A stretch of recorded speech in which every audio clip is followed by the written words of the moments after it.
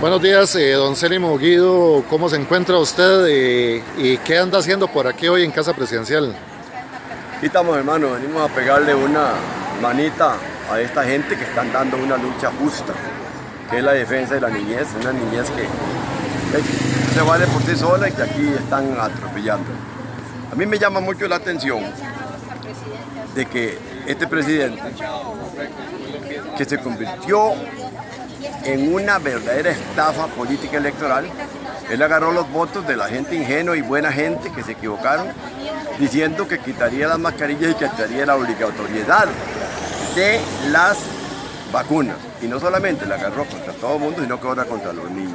Pero me llama la atención por qué no quieren debatir con científicos este gobierno. Y más me llama la atención de que tenga más poder una transnacional que la soberanía de un país. ¿Cómo es que el pueblo no puede saber qué dice el contrato?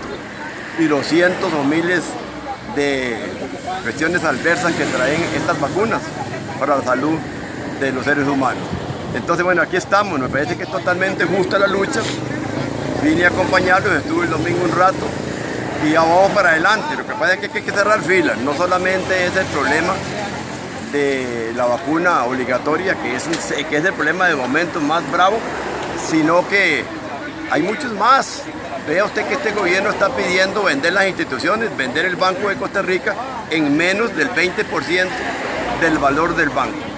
Y quiere vender un montón de instituciones más, pidiendo 12.000 millones de dólares en dos tractos de 6.000 millones. Pero no toca la ilusión, no toca la evasión, no toca el contrabando. Entonces, ¿en qué estamos? No reactiva la economía. Resultó que la gente que creía que era un estadista resultó. Y ahí, un vulgar populista, usted ve que todo lo que hace se lo dirige a la gente más humilde para que le aplaudan. Pero todo lo que sube cae y ya viene para abajo. Don Célimo, en las luchas que usted encabezó para el 2019, nos dimos cuenta que la ausencia de debate era la presencia de la corrupción. Lo vimos con el préstamo del FMI, con lo del tren eléctrico, donde adicional había un tramo de la línea del tren más la llegada al Parque Viva. Pero esto que usted habla de la elusión y evasión fiscal era un tema que se tocaba bastante, que hasta el momento no ha existido un debate público tampoco. Hablábamos de un 13.7% del PIB que significaba en el 2019 y adicional en ese tiempo la deuda era del 6% del PIB. O sea, si se cobrara esa evasión y elusión fiscal, tendríamos un superávit como país. Dos cosas habría que hacer.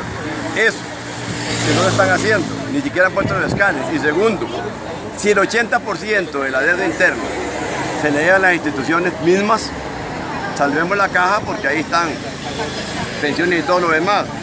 Pero las demás han convertido las instituciones en una vulgar garrotera. ¿Cómo es posible que no hagan lo que tienen que hacer en obra para estarle alquilando plata al gobierno y nosotros pagando intereses? Vea, por ejemplo, cuando el IN pasó 75.000 millones al Ministerio de Hacienda y Inés se trajo todo el ministro. Vea Recope, lo último que recuerdo fueron 53.000 millones y así por el estilo. Quiere decir que si el presidente fuera un economista de veras, diría, bueno, y ahí, volémonos la mitad de los intereses de la deuda interna, llamemos a esta gente, si hay que hacer una ley en la asamblea se hace, pero que se termine ese jueguito de que tenemos que estarle pagando intereses a las mismas instituciones que se financian hasta con los impuestos de nosotros mismos. ¿Cómo es esto? Don Célimo, una de las cosas que vimos en los tiempos de lucha fue cierta agresividad por parte de las fuerzas policiales, donde vimos que incluso sin causa alguna la fuerza pública gaseó pueblos en Cañas, Altamira y Loma Verde, cosa que eso solo se había visto en Venezuela. Ahora vemos como el director de la DIS pasó a ser el ministro de Seguridad Pública, dejando su segundo al mando en la DIS, como primero al mando en la DIS. Pero lo más preocupante es que mientras él era director de la DIS, fue que se empieza a gestar la creación de la UPAD y también los hackeos de las instituciones públicas. ¿Qué opinión merece de su parte a esa transición? El problema es que este presidente no conoce Costa Rica y no tiene equipo. Entonces se agarra la primera rama que tenga. Recordemos que la DIS y el gobierno pasado, esto fue un desastre. Recuerden cómo nos volaron garrote aquí, pero no solamente fue en Altamira, en Quepos y en otras partes del país le volaban a las casas, y mismo San Ramón. Este gobierno lo primero que hizo fue convocar a la Reserva Nacional. Parece que se inscribieron muchísimo. Porque un gobierno que no tiene programa de gobierno, vea la estafa política. ¿Acaso que el gobierno dijo en el programa de gobierno que iba a vender activos? Y ahí está, quiere venderlos todos. Pero también tiene un problema, él no conoce este país y no tiene asesoría. Le voy a poner el ejemplo. La ruta del arroz. ¿Cómo es posible que si en el planeta entero hay escasez ya? Si China hace un año está acumulando arroz, pensando en el desabasto, la India no es por Ucrania y Rusia, que son productores en guerra, y este gobierno puso un imberbe muchacho ahí en el CNP y de una vez crea la ruta del arroz caro para servirle en bandeja a uno de sus financiantes de campaña que retuvo la nacionalización del arroz que tenía ahí. Una vez que le bajó los aranceles, ¿cuántos millones de dólares se ganó? No sé, pero mucho.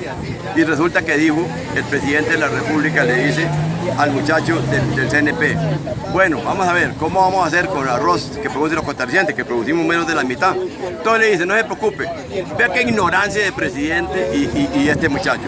El CNP lo va a comprar todo.